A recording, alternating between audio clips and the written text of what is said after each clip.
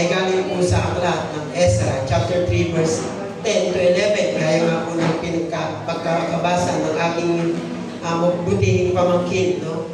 Salamat sa iyong pagbabasa. Bago po tayo mag-umpisa, let's bow our head and let's pray. Panginoon, Diyos namin Ama, Diyos namin Banal, salamat po sa iyong salita na aming pagpupulay-pulayan ngayong umaga. Lord, we pray na tumimo po ito sa aming mga puso at isipan. Gamitin mo po ang iyong abang lingkod bilang isang daluyan ng pagpapala. Nawa po, ikaw ang marinig nila at hindi po ang aking kahinaan. Salamat po, Panginoon. Buksan mo po ang aming mga puso. Salamat po. Ito po ang aming dalangin sa pangalan ng Jesus. Amen. Sabi po nang nailagay na ng mga manggagawa ang pundasyon ng templo ni Yahweh. Mamaya po malalaman natin kung ano yung purpose ng sinabi na yun. Background muna po tayo sa Book of Ezra. Ang Book of Ezra po ay isa sa pahina ng Bible na hindi po gaano pinapansin. No, hindi yan gaano napapansin. No, Chronica, Ezra, Nehemias, no, yan yung magkakasunod. Bagaman ang Book of Ezra po ay naisulat lamang noon upang maitala yung pangyayari noon sa lupain ng Israel na makabalik na ang Israelita mula sa pagkakabihag ng Babylonia. At kung titingnan po natin sa panimula, ang aklat po ng Ezra ay karugtong ng mga aklat ng mga kronika. Kasaysayan dito ng pagbabalik sa Jerusalem ng isang grupo ng mga Hudyo na dinalang bihag sa Babylonia at ng panunumbalik ng pamumuhay at pagsamba sa Jerusalem. Si Ezra po ang ikalawa sa tatlong pangunahing tagapanguna na umalis sa Babylonia para itayo muli ang Jerusalem. Si Zorobabel po ang muling nagtayo ng templo. No, makikita natin yan, mababasa natin yan sa Ezra chapter 3 verse 8. And then, si Nehemias po ang muling nagtayo. Kung babalikan nyo yung ating mga pinag-aaralan, every preaching, every small group, every Saturday school, si Nehemias ang muling nagtayo ng pader ng Jerusalem. Tama? At muling namang ibinalik ni Ezra ang pagsamba sa tunay na Diyos. Si Ezra po ay isang iskriba at saserdote na isinugo ng may kapangyarihang pangrelihiyon at pampulitikang hari ng Persia na si Hari Artaxerxes. No? Para paunahan ng isang grupo ng mga Hudyo na nasa pagkakatapon sa Babylonia, pabalik sa Jerusalem. Kaya kung bubuksan at babasahin niyo po ang Book of Ezra, kung titingnan niyo, akala niyo wala kayong matututunan. No? Kung titingnan niyo, kasi parang wala lang to, kwento lang to nung pagbabalik nila ng himagsikan. Pero napakarami pong learning pagdating sa pagbabasa ng Biblia. Lalo-lalo na po, kung bubuksan natin ito na meron tayong malinis na puso. Kinundi na ni Ezra ang pag-aasawa ng mga Israelita ng mga hindi Israelita. Para sa kanya, kumbaga kung ikaw ay Pilipino, dapat ang mapangasawa mo ay Pilipino. So bawal ka mag-asawa ng ibang lahi o ibang banyaga. So bakit po ito ang napili ko? Kasi buwan ng wika ngayon, August. No? Kumbaga parang ito yung pinasok sa akin ni Holy Spirit, no? Para maisalaysay. So sabi ko nga, sana hindi ako magsalita ng English. No, kaya lang, parang hindi ko na maiiwasan kasi minsan pumapasok na lang yun basta-basta. Hinimok niya ang mga Hudyo na hiwalayan at iwanan ang kanilang mga dayuhang asawa. No, pinanunumbalik ni Ezra ang pagdiriwang ng mga piyesta. Siya yung nagpabalik, no, para pag-aralan muli o i-celebrate ang piyesta. At sinuportahan ang muling paghahandog sa templo at muling pagtatayo ng pader ng Jerusalem. Siya yung kaisa-isang sumuporta o isa sa napakaraming sumuporta na itayo muli, no, ang pader ng Jerusalem. Ang paghubog sa komunidad ayon sa Torah ay pinag-aralang maigi, no, ni Ezra. Ano po yung Torah? Ayun po yung salita ng Diyos noon. Siya ay bihasa sa kasulatan, no, si Ezra. Kung bakit bihasa? Kasi yun ay pinag-aralan yung maigi. No, makikita natin yan sa Ezra chapter 7. Kabilang sa epektibong ministeryo ni Ezra, ang pagtuturo ng salita ng Diyos, ang pagsisimula ng mga reforma, at pangunguna sa espiritual na pagpapanibagong sigla ng bagong Jerusalem. Ang mga reformang ito nagbigay diin sa pangangailangan ng tunay na pagmamalasakit sa reputasyon at sa imahe sa publiko noon at ngayon. sina Nehemias at Ezra ay umihimok sa bayan ng Diyos para bigyang pansin ang pagsamba bilang pangunahing kanilang layunin. Sila talaga yung tumutok, no? Sabi nila, kailangan sambahin ng tunay na Diyos. Yan ang pag-uusap ni Nehemias at ni Ezra. Para bigyang diin ang pakikinig o pagsasabuhay ng salita ng Diyos bilang tanging pamantayan sa paraan ng pamumuhay at pagmamalasakit sa imahe sa bayan ng Diyos. Kasi noon, ang Israel, ang mga Israelita ay tinatawag na bayan ng Diyos. Sila yung bayan ng Diyos. So bumalik si Ezra mula sa pagkakabihag sa Babylonia na umaasa na makakakita ng mga tao na maglilingkod sa Diyos ng may kagalakan. Ngunit pagdating niya sa Jerusalem, kabaligtaran ang kanyang nakita. Nabigo siya at nagdamdam. Nasaktan ang kanyang puso. Ngunit nagtiwala pa rin siya sa ating Panginoon. Kaya nga sa makikita niyo sa chapter 7, verse 10, mababasa natin na pinag-aralan niyang maigi ang salita ng Diyos araw-araw. Hindi lang para sa kanyang sarili. Pinag-aralan niya yung salita ng Diyos, hindi lang para sa kanyang sarili, kundi para na din po sa iba. Kaya ngayong umaga mga kapatid, tuturuan tayo ng Book of Ezra ng mga bagay-bagay o dahilan or masasabi po natin paraan na dapat ginagawa natin. Makikita natin sa talata na binasa natin kanina at kagugulay-gulayan. At first, ipagpapalagay po natin na tayo ay isang ganap ng Kristiyano.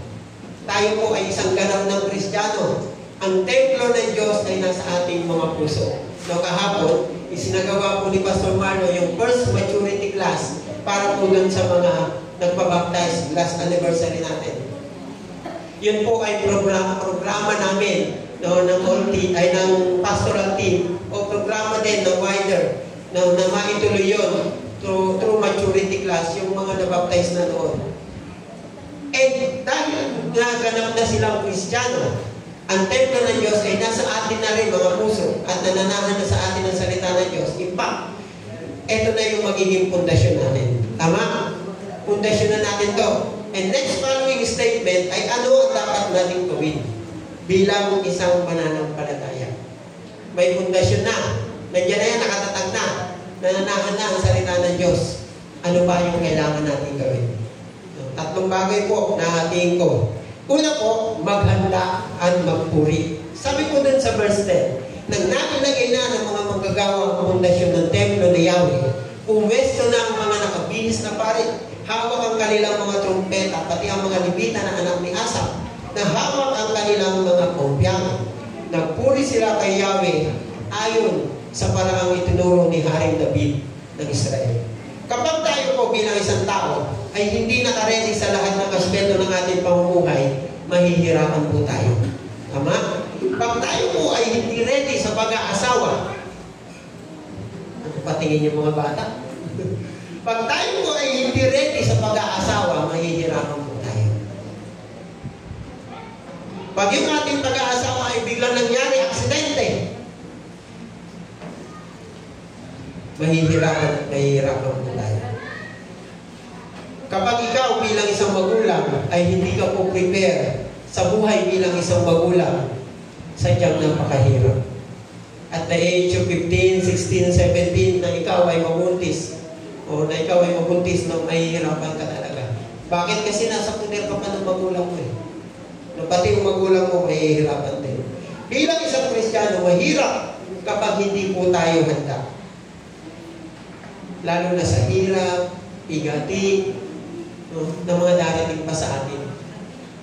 Pag tayo ay bata pa, nag-asawa, puro tayo si mama, si papa. Yan yung magiging bukang bibig natin, si mama, si papa. At bilang isang Kristiyano, napakahalaga na handa tayo. Naka-ready tayo sa lahat na pwedeng mangyari. At kasama po sa paghahanda natin bilang isang Kristiyano, na handa tayong magpuri para sa ating Panginoon.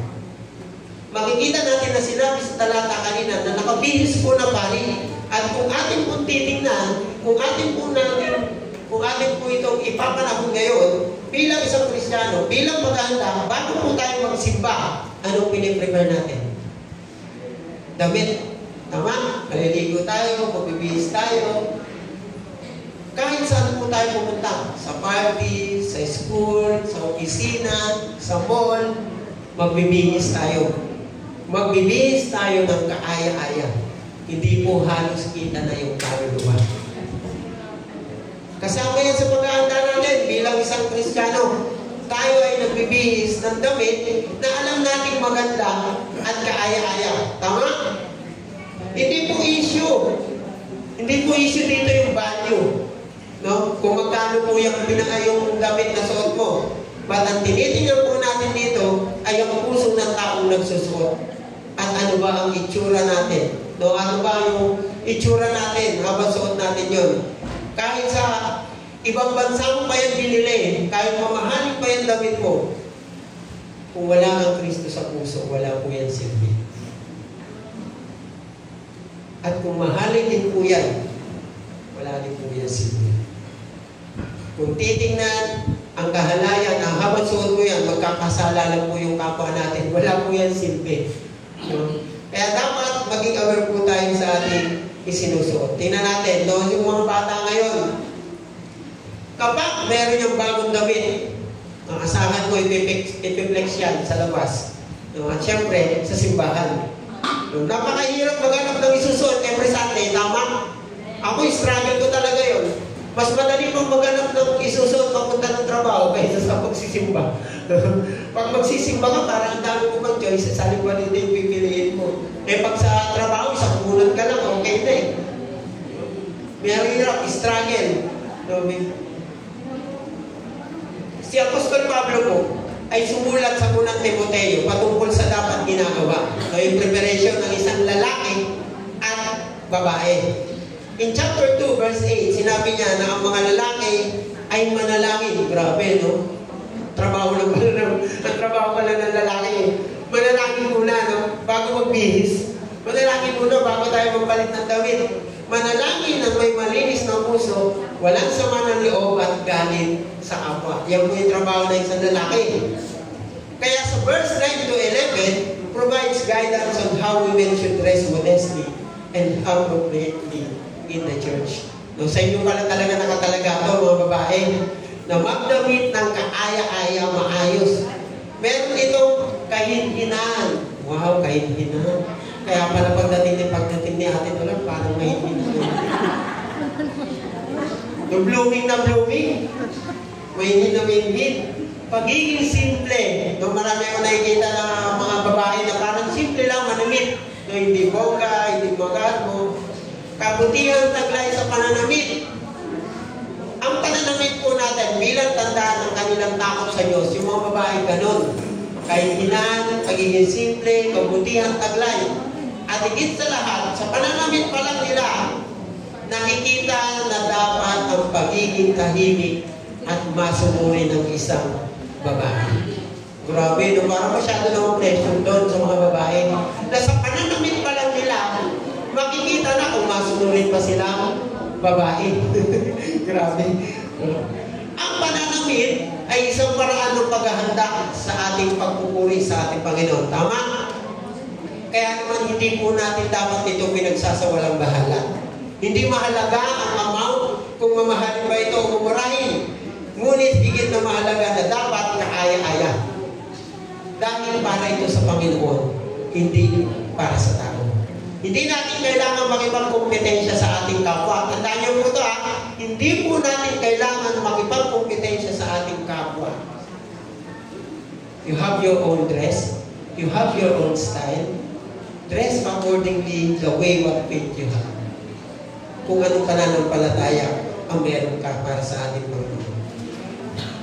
Minsan, dito po nami-misinterpret ng napakarami na ang pagsusuot natin ng damit na kaaya-aya ay hindi lamang po ito bilang respeto sa ating sarili or sa Diyos. Tandaan po ito ng pagrespeto natin sa ating kapwa. Paano po nasabi? Huwag po natin hayaan na magkasala sila sa kanilang makikita dahil sa iyong kasuotan. Tama? Huwag po natin hayaang magkasala yung ating kapwa dahil sa nakikita natin, sa nakikita nilang kasuotan natin. Yan po ay sa pananamit pa lamang. Kasama yan sa paghahanda at pagpupuri. Tandaan niyo po yan ha, huwag po nating pilitin o hayaang magkasala yung ating kapwa na magkasala ayon sa ating pananamit. Mga kapatid, isa rin pong way kung paano natin maipapakita na tayo ay nagpupuri sa Panginoon ay ang pagandahin ng templo ng ating Diyos. Ito kung simbahan, kung tayo po ay nagbibihis bilang isang tao, ganun din po dapat ang ating simbahan. Kaya nga, per week, may mga naka-schedule tayo na naglilinis dito sa church. Kaya salamat po sa inyo. Sabi po sa Ezra chapter 7 verse 27, sinabi ni Ezra, purihin si Yahweh, ang Diyos ng ating mga ninuno. Inudyukan niya ang hari upang pagandahin ang templo ni Yahweh na nasa Jerusalem. Alam natin na ang church na tinutukoy natin dito bilang isang Kristiyano ay tayo mismo. Tama? Tayo bilang isang tao. It is not talking about the building. Tayo bilang isang Kristiyano. Ngunit dito sa templo na pag-uusapan natin ay ang ating simbahan. Kung tayo ay nagbibihis ng kahaya-haya, dapat ganun din dito. Ayusan, linisin, pagandahin, panatilihin natin ang malinis para sa ganon, masabi natin na ito ay lugar ng ating Panginoon. At kung pag-uusapan natin sa ating bilang nagahari, ang templo ng Diyos, panatilihin din po natin maganda, maayos at malinis ang ating puso, ang ating buhay, malayo sa kahit na anong bagay na nagpaparumi sa atin. Tama? Para yung templo ng ating Panginoon na namamalagi sa atin, dapat panatilihin din natin malinis. Lalo na po sa panahon natin ngayon, war on technology na mas mabilis mahulog sa pagkakasala. Mabilis na matisod. Pero kung gaano kabilis ang madumihan at matisod, maniwala po kayo, madali lang din magbalik loob sa Panginoon at isuko ang ating sarili sa Panginoon. Kailangan lang po nating tanggapin siya bilang ating personal na tagapagligtas at tuluyang maniwala at manampalataya sa Kanya ng buong buhay at buong puso. Kasama po yan sa paghahanda at pagpupuri. Excuse me.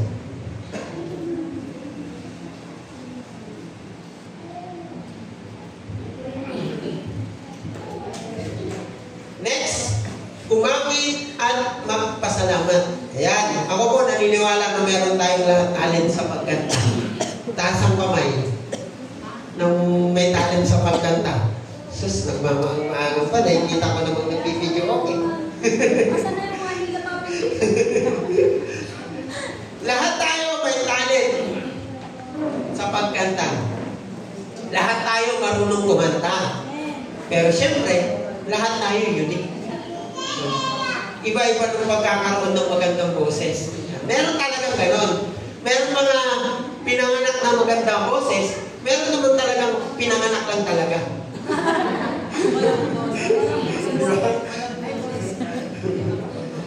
Pero masarap pakinggan sa tenga at yung boses ko, naiwan ko na lang.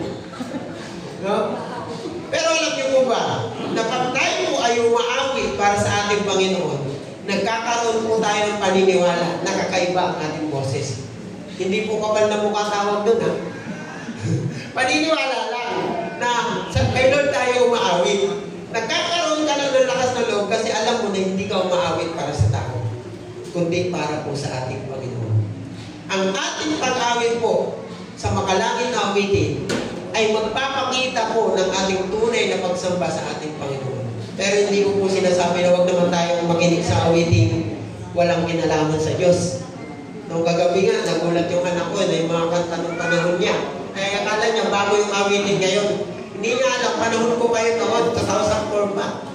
No? Hindi ko naman po sinasabi, huwag naman kayo makinig ng mga latest na awitin ngayon. Pero, ano nyo lang po, no? Mas magandang umaawit pa rin po tayo sa ating Panginoon. Dapat para po sa ating Panginoon muna ang talent natin. Yan. Dapat po sa Panginoon po muna yung talent natin. Bilang pagkilala sa Kanya, dahil siya ang may bigay niyan sa atin. Tama? Ang talent na meron tayo, hindi po yan galing sa nanay mo at sa lahi nyo. Isang proven po yan sa akin. Kasi ang nanay, tatay ko po magaganda ang boses. Diba? Sila po yung example ng pinanganak na maganda ang boses. Ako po yung example na pinanganak lang talaga. Diba? So, hindi po yan galing sa nanay nyo o sa lahi nyo. Yan po ay galing sa ating Panginoon. So, dapat sa Panginoon muna yan. Sabi diyan, di ba, umawit at magpasalamat. Hindi pwedeng mawala ang ating pasasalamat. Dahil nga tayo ay isang Kristiyano na may pundasyon na at may templo na ng Diyos sa puso natin at buhay natin ang pasasalamat.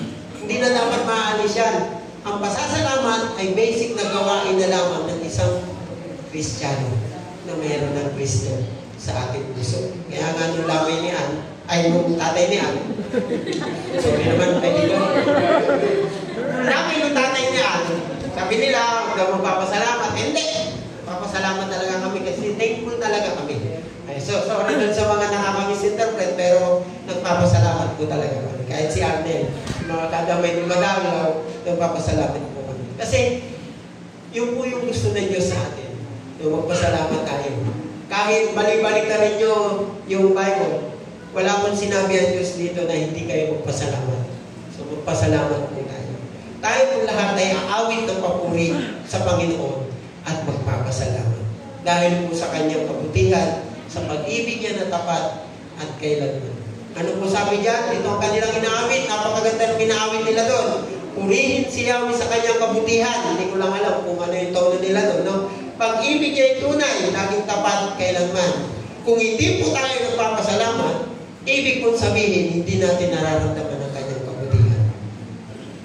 Tama? Kung hindi po tayo magpapasalamat, ibig sabihin, wala tayong nararamdaman ang kabutihan ng ating Panginoon. Ang kanyang pag-ibig na magpakailanman, kung hindi po natin bibigkasin ng pasasalamat, ibig sabihin, walang ginagawang maganda sa isip.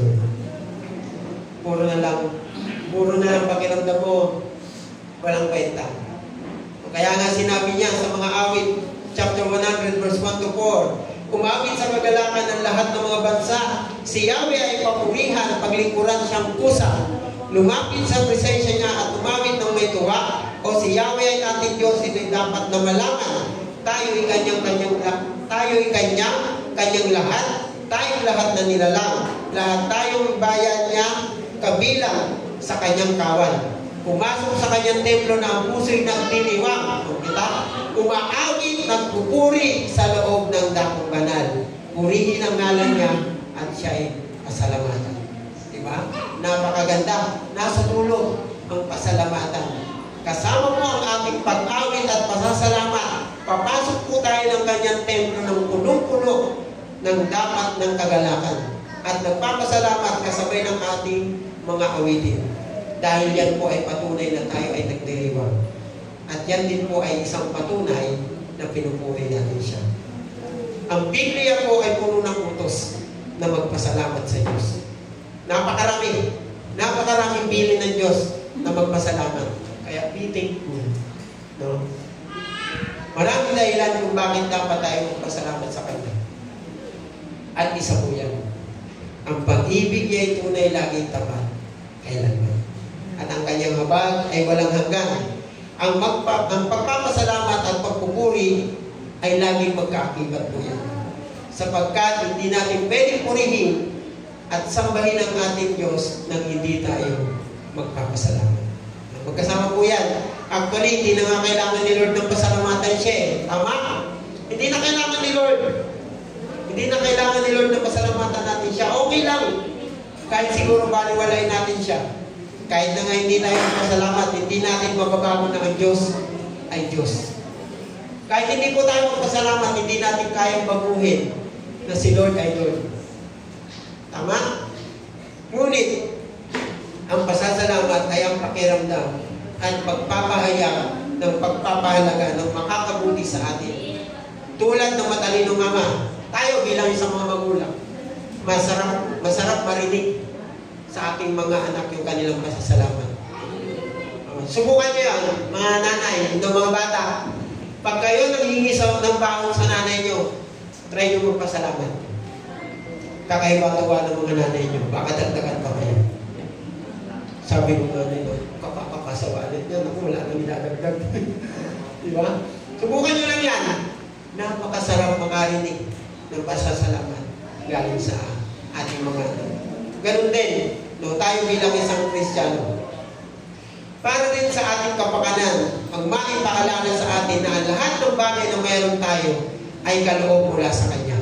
Sapagkat kung hindi natin matututunan ang pagpapasalamat, ay magiging arugante at magiging makasariling manahin. Pansinin niyo po, kung ikaw ay may ginawa ng pabor o tulong, pansinin niyo lang yan, tapos never kayong nakarinig ng thank you sa Kanya. Ano yung dating nun sa inyo? Iyapang naman ito. Kung ikaw na may binigyan ng pabor, ayaw ko pa. Hindi ka man lang pasalamat. Wala tayong marinig na pasalamat. Ako po sa building, no? Sa building namin, yaman ko na may building talaga. Ako po, doon sa building na pinagtatrabawan ko.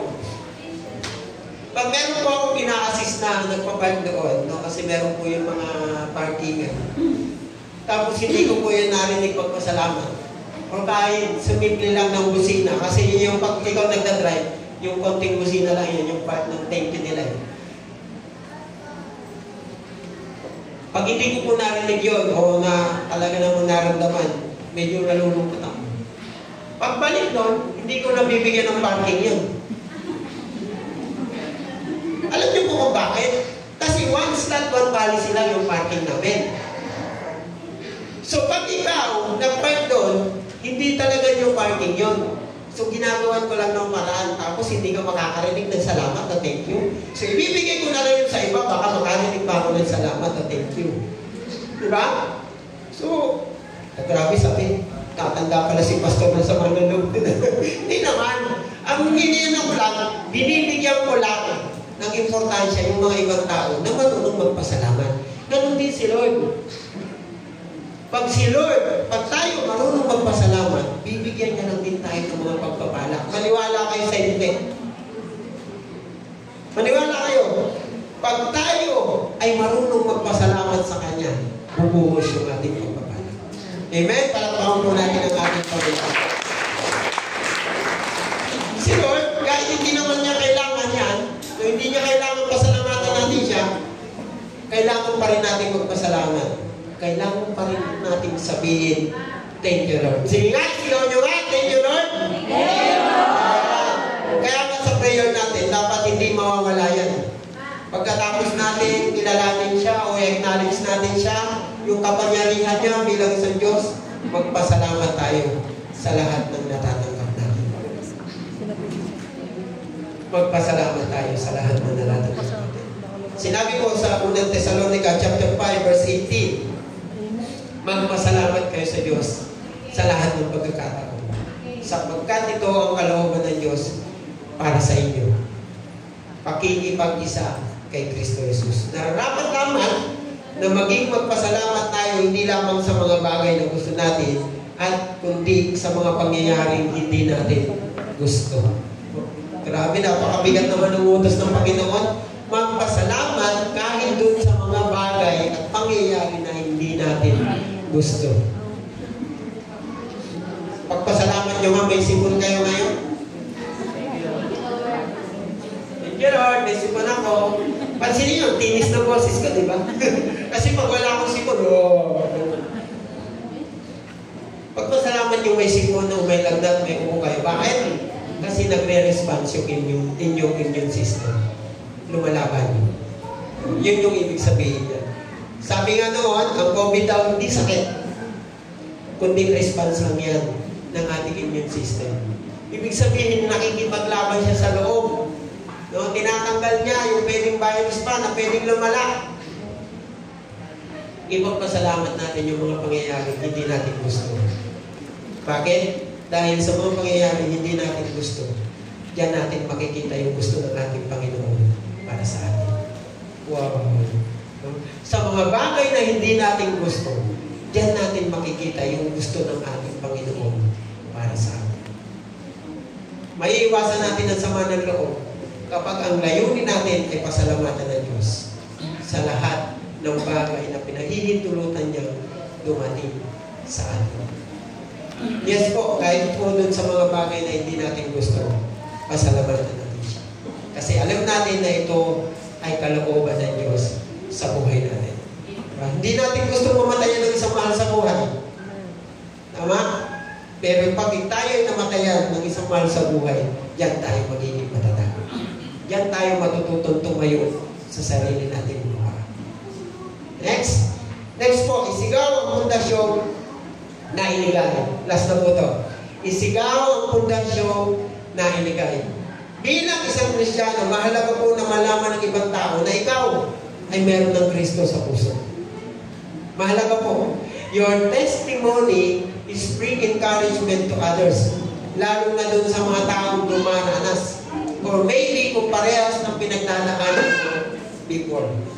Kailangan natin isigaw ang ating papuri dahil ang pundasyon ay naitayo na. Hindi para ipagyabang na ikaw ay may Kristo sa puso. Hindi para maging famous tayo, kundi para maging blessing din tayo sa iba. Ang buhay po natin ay hindi po dapat natin ginagamit para maipagyabang na may Kristo tayo sa ating puso. Kundi ginagamit po natin ang buhay natin patotoo para ipakilala na sabihin na may Kristo na tunay ang Diyos sa ating puso. Sa Mateo po, verse 8, sa Mateo chapter 8, verse 1 to 4, tama, kung titignan nyo sa inyong mga Biblia, makikita natin yung kwento ng pinagaling ni Jesus na kitawin. Tama? Nandiyan yan. Pagbaba ni Jesus mula sa bundok, sinundan siya ng napakaraming tao. Lumapit sa kanya ang isang taong may ketong. Lumuhod sa harapan niya at sinabi, Panginoon, kung nais po ninyo, ako'y magpapagaling at magagawang malinis. Hinawakan siya ni Jesus at sinabi, Oo, nais kong maging malinis ka.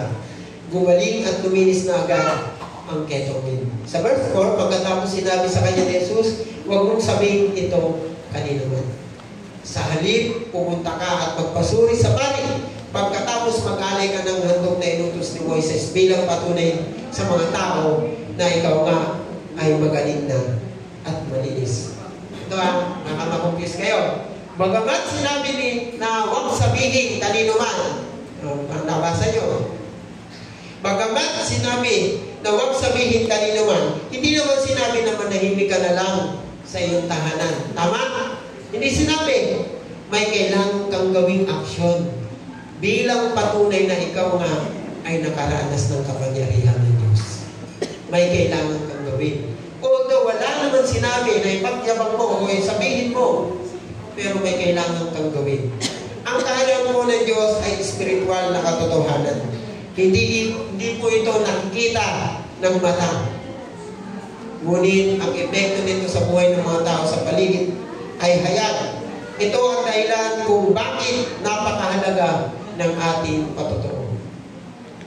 Ang ating patotoo ay kailangan ng mga hindi pa mananampalataya.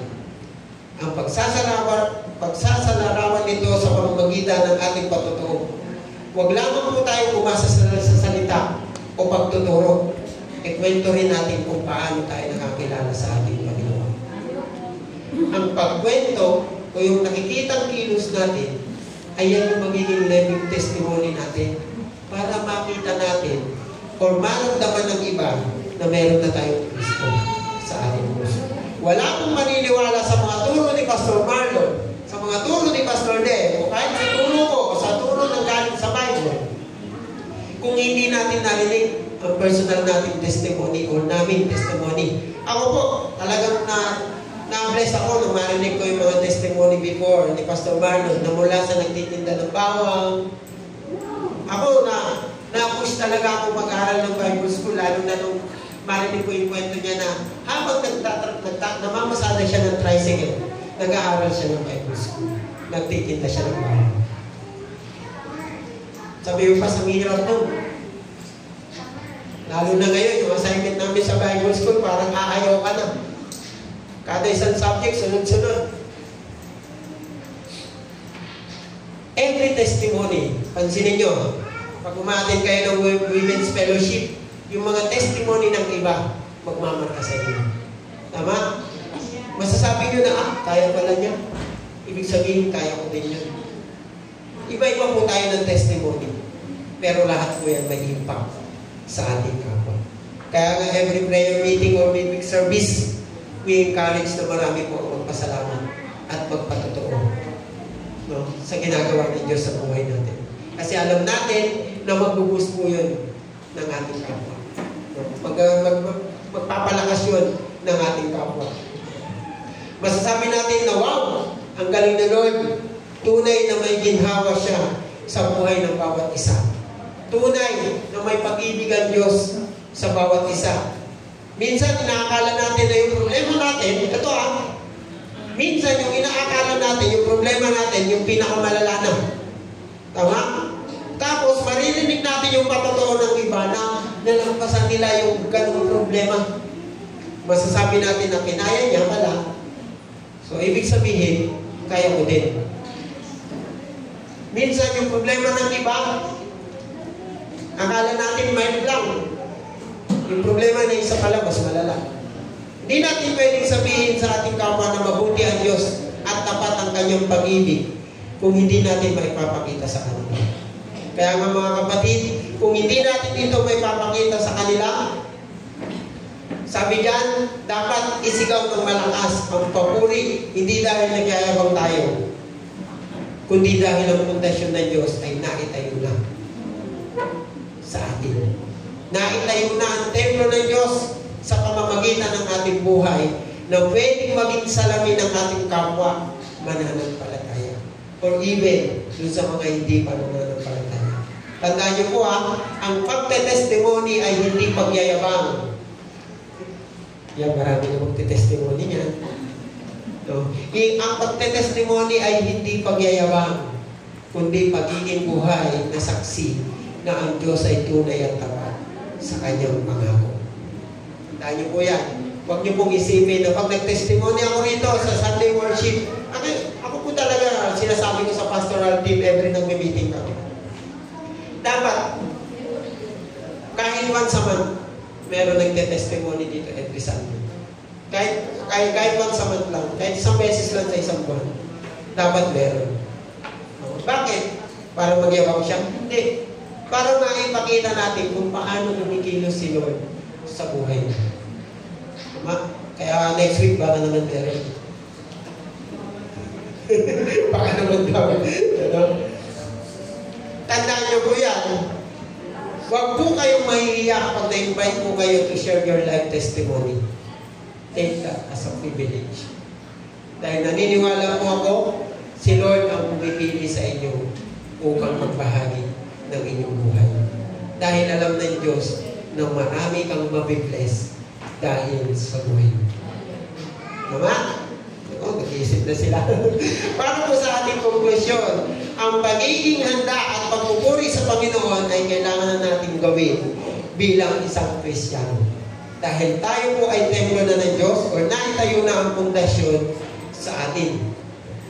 Maghanda sa pamamagitan ng ating pananamit.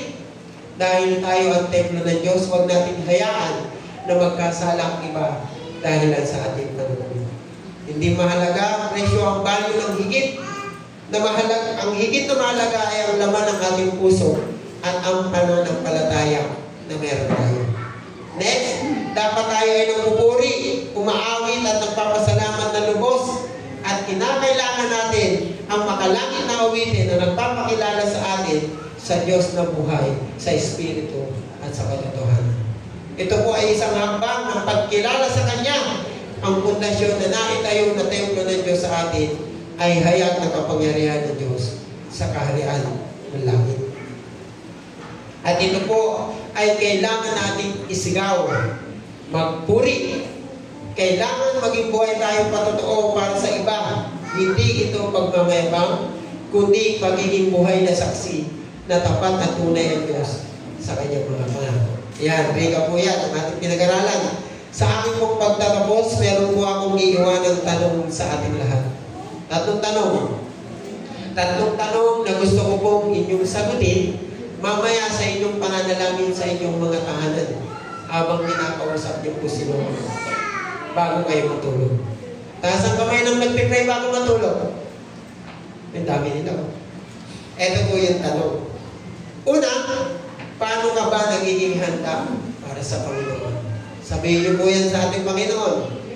Pangalawa, kailan ka huling umawit at ng papuri at nagpasalamat sa Panginoon? Kailan ka huling umawit ng papuri at nagpasalamat sa Panginoon? Ngayon, kanina umaga lang po, Lord, umawit po ako. Yung tanong, kailan ka nagpasalamat? Iyon, salamat po. Pangatlong tanong, handa ka bang maging buhay na patotoo sa mga taong hindi naniniwala sa Panginoon? Yun yung mabigat na tanong. Handa ka bang maging buhay na patotoo sa mga taong hindi naniniwala sa Panginoon? Yun lang po, and God bless everyone.